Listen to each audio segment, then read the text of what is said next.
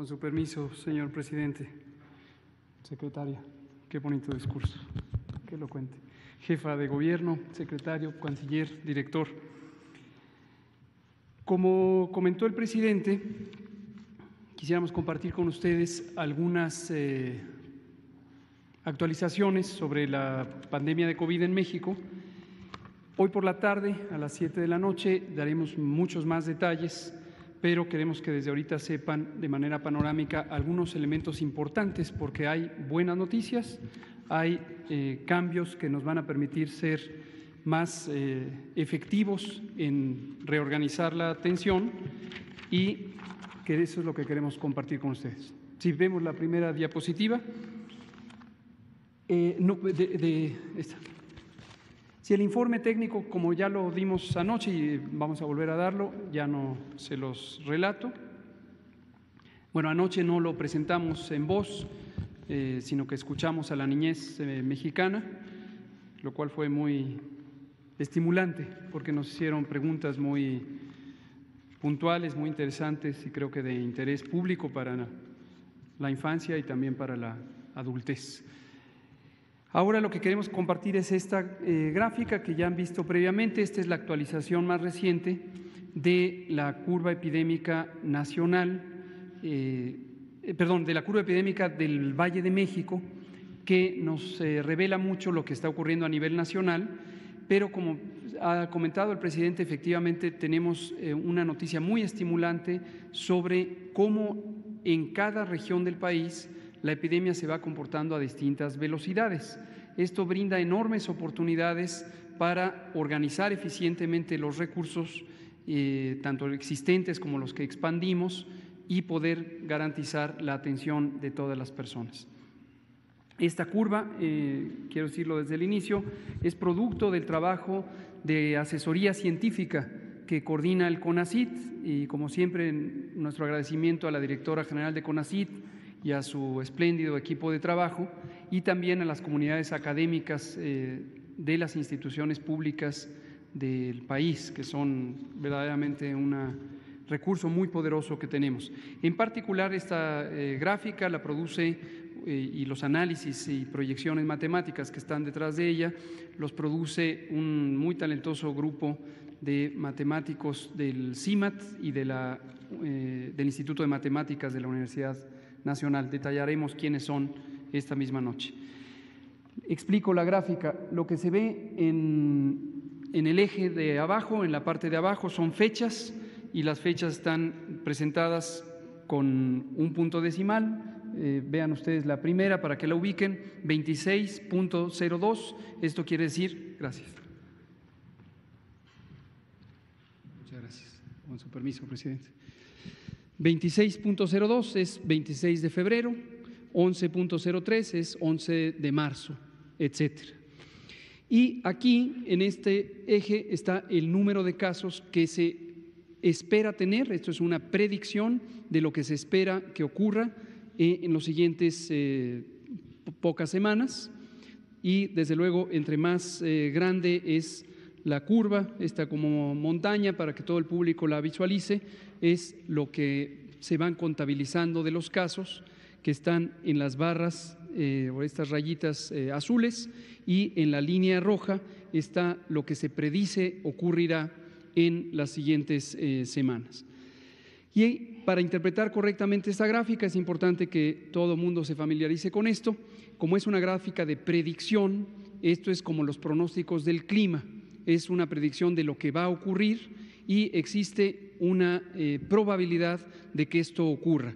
Y aquí tenemos que tener mucha claridad que en todo momento estas predicciones matemáticas usan métodos muy robustos, pero finalmente hay una incertidumbre, hay muchas variables que están en juego, entre otras que se cumplan las medidas de sana distancia, y como hemos dicho en muchas ocasiones, esto ocurrirá si y solo si se cumplen estas medidas de sana distancia. Entonces, la manera de interpretarlo es de donde está la curva roja hacia abajo, es decir, la cantidad de casos que proyecta la curva roja. Vamos a pensar, hagamos un corte aquí en 600, en este punto que coincide con la fecha posterior al 22 de abril, más o menos el 26 de abril, había 50% de probabilidad de que hubiera 600 casos.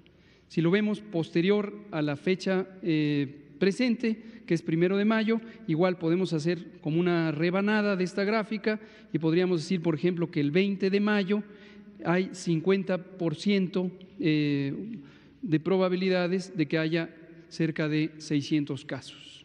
Y así para cada punto de la gráfica. Esa es la curva roja. Y estas bandas lo que son es el margen de probabilidad. Aquí tenemos en esta 10% de probabilidad y en esta 90% de probabilidad. Es decir, este carril que se forma con las líneas negras punteadas es la probabilidad de 80% de que por ahí vaya la curva epidémica. Ahora, ¿qué es importante de visualizar en esta gráfica? Uno es que nos permite prepararnos, nos ha permitido desde el inicio estas predicciones matemáticas, las hicimos originalmente con otros diversos grupos científicos que están en las instituciones de salud, en particular el Seguro Social, desde que todavía no llegaba el primer caso a México y nos permitió hacer un plan basado en predicciones científicas. Ahora que se ha incorporado este grupo de asesoría científica con varios grupos académicos, le damos seguimiento a la epidemia con base en estos pronósticos. Vean ustedes que las líneas azules, que son los casos observados reales, los casos confirmados en esta representación, han seguido precisamente las predicciones. Las predicciones están basadas en los primeros casos observados y el método matemático que genera esta curva. Es decir, cuando había estos poquitos casos de aquí, se pudo dibujar esta curva roja. Por eso es una predicción. Y día a día, conforme se van registrando los nuevos casos, vamos viendo que la predicción se ha cumplido. Los matemáticos estaban en lo cierto. Ahora, ¿cuándo va a ser el momento cumbre de la epidemia? Como hemos dicho, va a ser, habíamos dicho originalmente entre el 8 y el 10 de mayo, está aproximadamente ahí, está, si fuéramos muy puntuales, el 6 de mayo. Entonces nos faltan todavía una semana hasta llegar a ese momento cumbre y después empezará a descender. Pero una cosa que es muy importante, y lo acaba de decir el presidente, es sí y solo sí nos mantenemos en casa, quédate en casa. Esto es importantísimo porque si empezamos a salir de casa, esta predicción no se va a cumplir y en cambio vamos a tener un aumento en la curva epidémica. Quédate en casa es la medida fundamental para evitar los contagios y evitar que exista estos casos más allá de lo que ha sido predicho. Vamos a ver la siguiente diapositiva. Un elemento que es importante.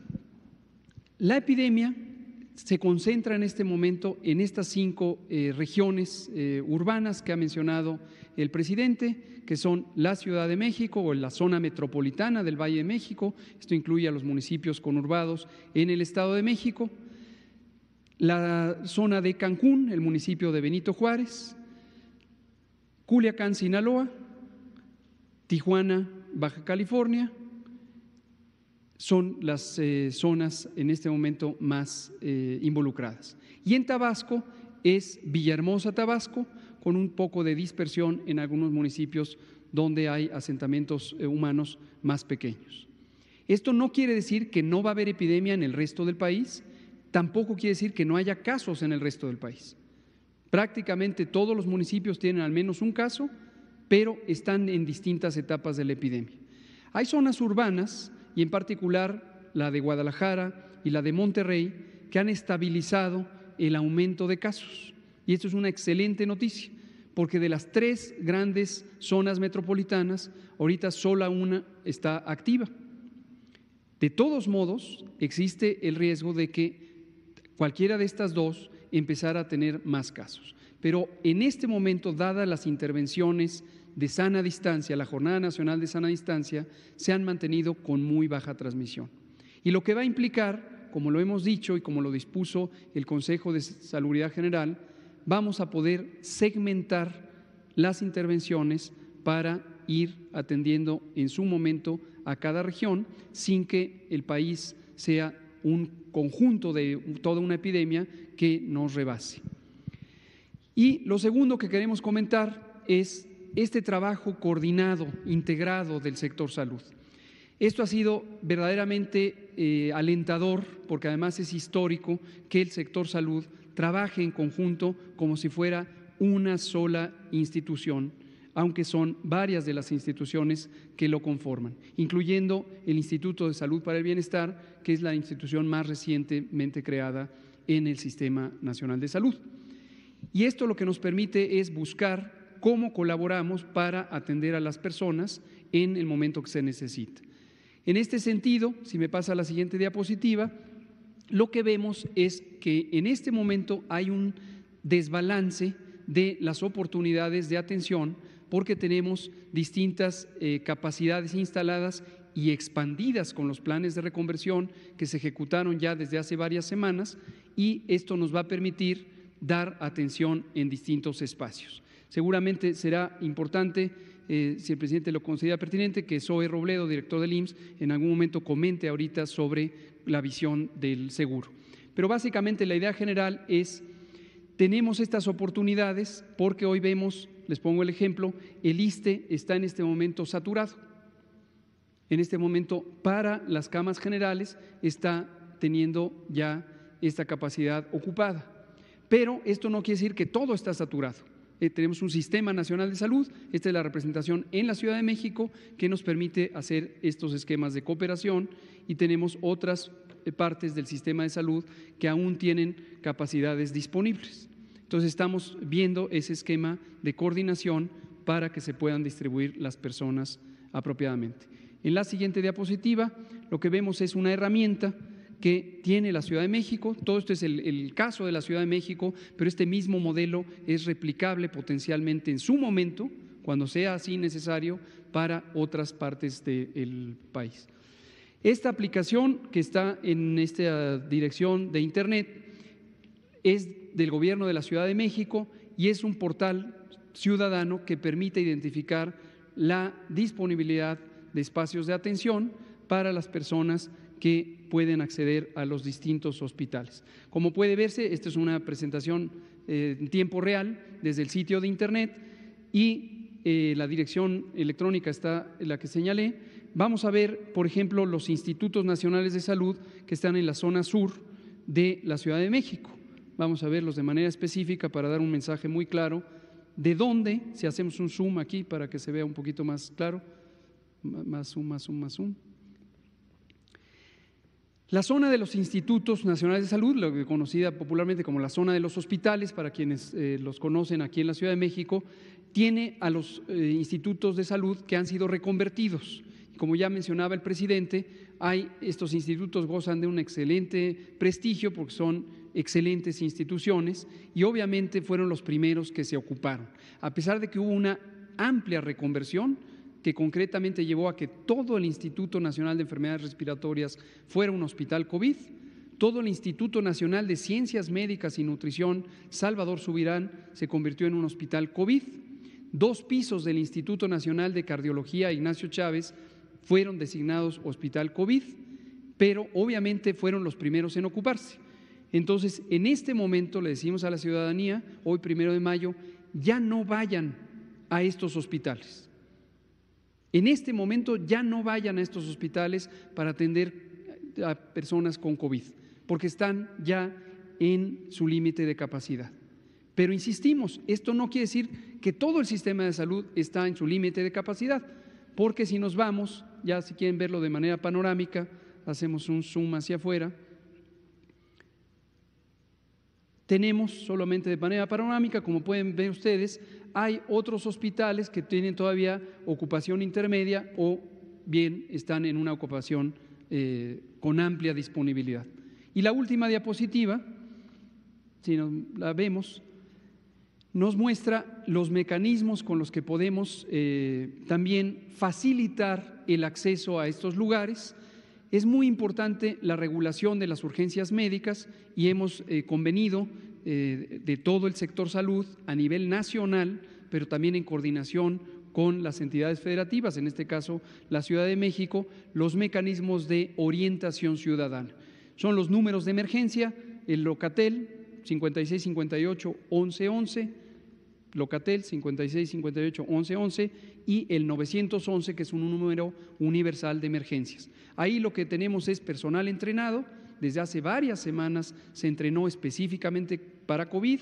Desde hace muchos meses el personal tiene capacidades de asesoría en materia de salud para poder decir dónde existe la mejor posibilidad de atender de acuerdo a la disponibilidad diaria de las camas. Y vamos a estar actualizando además esta información. El propio centro telefónico tiene en tiempo real la disposición de camas, se actualiza periódicamente a lo largo del día y lo estaremos anunciando en las mañanas y en las tardes cuáles son los hospitales que en ese momento están disponibles. Pero si hubiera duda, una persona manifiesta tener la necesidad urgente, que esté aquí.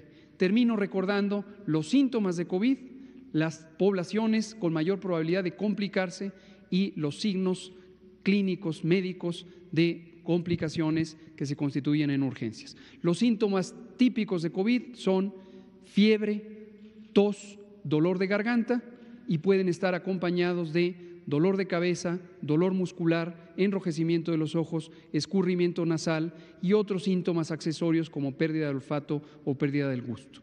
No quiere decir que un síntoma por sí mismo ya representa COVID, pero hay que considerar estos. Las poblaciones de riesgo son personas adultas mayores, arbitrariamente ponemos mayores de 60 años, tienen mayor riesgo de complicarse.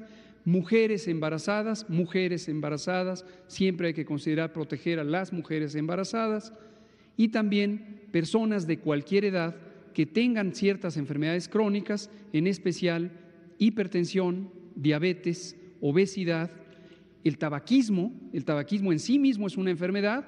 El tabaco no es un producto que proteja la salud, es un producto dañino para la salud y también aumenta el riesgo de tener COVID en su forma grave. Personas que tengan inmunosupresión, personas que tengan antecedentes de usar medicamentos que disminuyen la efectividad del sistema inmune, también tienen mayor riesgo. Personas con enfermedad cardíaca crónica, pulmonar crónica. Finalmente, personas de cualquier edad, con cualquier situación de salud, que presentaran síntomas de COVID y en algún momento presentaran dificultad para respirar,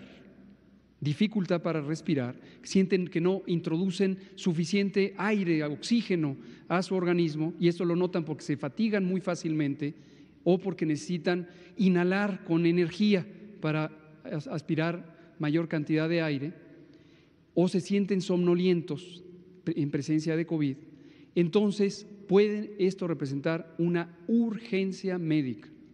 Si hay dolor de pecho en alguien que tiene los síntomas de COVID, eso es una urgencia médica, independientemente de si tiene o no los elementos de riesgo. Y si los presenta, entonces hay que llamar 5658-1111 o 911 para tener una pronta asesoría y referencia a las unidades clínicas. Presidente.